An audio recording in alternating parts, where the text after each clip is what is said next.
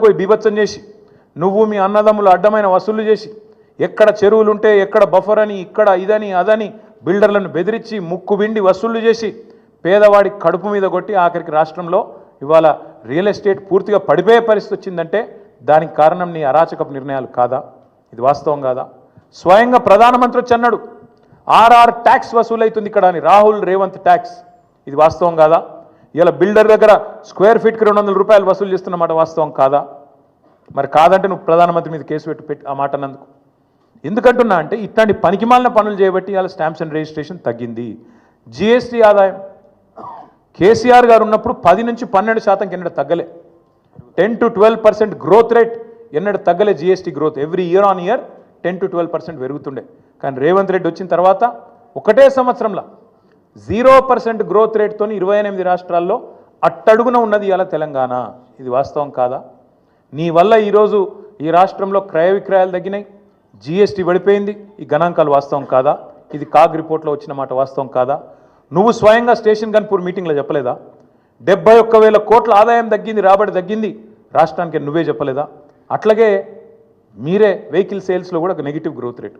ఒక లిక్కర్ మాత్రం పెరిగింది, మిగతా అన్ని తగ్గినాయి. వాస్తవం ఏంది? ఎందుకు జరుగుతున్నది ఇది? ఒక కుటుంబ పెద్ద నిజంగా మన ఇంట్లో సమస్య ఉంటే కూడా కడుపులో పెట్టుకుంటాడు, కాపాడుకుంటాడు, 4 గోడల మధ్యలో మాట్లాడుకుంటారు. కానీ బజార్లో పడి మా రాష్ట్రం దివాలా తీసింది, మా రాష్ట్రం సంకనాకిపోయింది, మా రాష్ట్రం పూర్తిగా ఎయిడ్స్ పేషెంటు, క్యాన్సర్ పేషెంట్ అని ఎవడన్నా మాట్లాడతాడా? This is the intellectual bankruptcy of Congress party. That's why I said the state of Telangana is not bankrupt. The state of Telangana is not bankrupt. We are in the pink of health.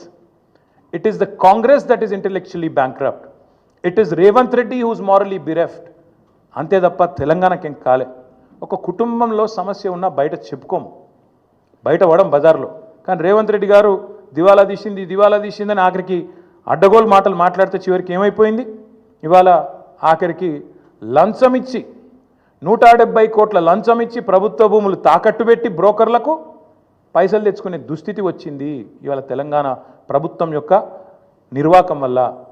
నేను ఇంకా గమ్మత్తైన మాట, నేను ఇంట్లో ఉన్నా, ఇక నేను రెస్ట్లో ఉన్నా, నేను వీడియో చూసి పరిశాన్ అయినా, ఇట్లా కూడా మాట్లాడచ్చా అని. ఢిల్లీకి పోతే అపాయింట్మెంట్లు ఇస్తలేరు, చెప్పులు ఎత్తుకపోతారేమో అని చెప్పి కలుస్తలేరు అన్నాడు. అమ్మతోడు చెప్తున్నా ఈ మాట, నేను ఎవరు చెప్పులు ఎత్తుకపోతారట. అరే చెప్పులు ఎత్తుకపోయేటోళ్ళు వేరే పార్టీ వాళ్ళు ఉన్నారు ఇక్కడ, అది వాళ్ళ కథ వేరు. చెప్పులు ఎత్తుకపోయింది నాకు అర్థం కాదు. ఢిల్లీకి పోతే అపాయింట్మెంట్లు ఇస్తలేరు, ఎవరు ఇస్తలేరు? రాహుల్ గాంధీ ఇస్తలేడు. కరెక్టే, నీకు ఇయ్యరు కూడా. ఎట్లు ఇస్తారు? నీకు తెలిసిపోయింది నీ కథ అంతా. ఇయ్యరు. ఈ కొత్తగా ఎవరైనా సుట్టపోడు కొత్తగా వస్తేనేమో మర్యాద ఇస్తారు ఎవరైనా సరే, 4 రోజులు ఉంటుంది మర్యాద. ఇక కానీ నువ్వు వచ్చేదేమో ఢిల్లీకి నీ పని మీద వస్తావు, మీ మూటలు మోసుకపోయేందుకు 40, 42, 43 సార్లు పోతావు ఇప్పటికీ. అందులోనట ఈయన ఎకానమీ క్లాస్లో పోతుండట. ఫోటోలు మొత్తం బయట పెడతాం, ప్రైవేట్ ఫ్లైట్లు, బిజినెస్ క్లాసులు, మీ ట్రిప్పులు మొత్తం ఫోటోలు బయట పెడతాం. సోషల్ మీడియాలో ఇప్పటికీ తిరుగుతున్నాయి, మళ్ళీ పెడతాం. అరే గింత అన్యాయం మాటలు మాట్లాడతారు. 43 సార్లు ఢిల్లీకి పోతివి, 43 పైసలు లేకపోతివి, ఏముంటుంది ఇజ్జత్ నీకు ఢిల్లీ మార్కెట్లో? వీడు ఊకొత్తాడు పోతాడు, ఎందుకు ఇవ్వాలి మీకు అపాయింట్మెంట్? ఇస్తలేరు, ఏం చేయాలి మరి? నువ్వు మూటలు మోసేందుకు వస్తున్నావు ఢిల్లీకి, రాహుల్ గాంధీకి మూటలు ఇస్తేందుకు వస్తున్నావు, మొదలు మర్యాద ఉంటుంది. ఇక ఆఖరికి దొంగలెక్కనే చూస్తారు. వాస్తవం ఏంది?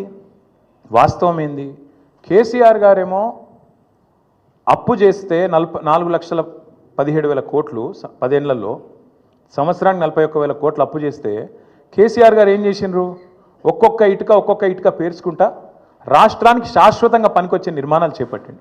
మరి మీరేం చేస్తున్నారు అంటే, ఒక్క ఇటుక పెట్టినవా ఎక్కడన్నా? ఒక ఇందిరా మిల్లు కట్టినవా? ఒక కాలువ కట్టినవా? ఒక ప్రాజెక్టు కట్టినవా? హైదరాబాద్లో ఒక కొత్త బిల్డింగ్ కట్టినవా? ఏవిలో ప్రజలకు పనికొచ్చి ఒక పని చేసినావా? చేయలే. మరి నేను ఇంకొక మాట అడుగుతున్నా, ప్రజలన్నీ గమనిస్తున్నారు. రాష్ట్రమేమో దివాలా తీసిందంటావు, రాష్ట్రం దివాలా తీసిందని దివానా మాటలు మాట్లాడతావు. మరి మీ కుటుంబం ఆస్తులు ఎట్లా పెరుగుతున్నాయి? అనుముల రేవంత్ రెడ్డి గారి కుటుంబం ఆస్తులు ఎట్లా పెరుగుతున్నాయి? నువ్వు అదన్నా చెప్పు సీక్రెట్ మాకు. మీరు ముఖ్యమంత్రి కాగానే మీ అనుముల ఫార్ములా సీక్రెట్ సాస్ ఏదైతుందో అదేదో మా ప్రభుత్వానికి మొత్తం ప్రజలకు కూడా చెప్తే మంచిది కదా. ముఖ్యమంత్రి అయిన 6 నెలల లోపలనే మీ అన్న అనుముల జగదీశ్వర్ రెడ్డి గారు 1000 కోట్ల పెట్టుబడి పెడతా అని మీతో ఒప్పందం కుదుర్చుకుంటాడు. స్వచ్ఛ బయో అనే కంపెనీ వస్తుంది, 1000 కోట్ల పెట్టుబడి పెడతాను ఆయన కట్టుకొస్తాడు. మీ అల్లుడు వెంకట నరసింహారెడ్డి అనుకుంటా ఆయన పేరు,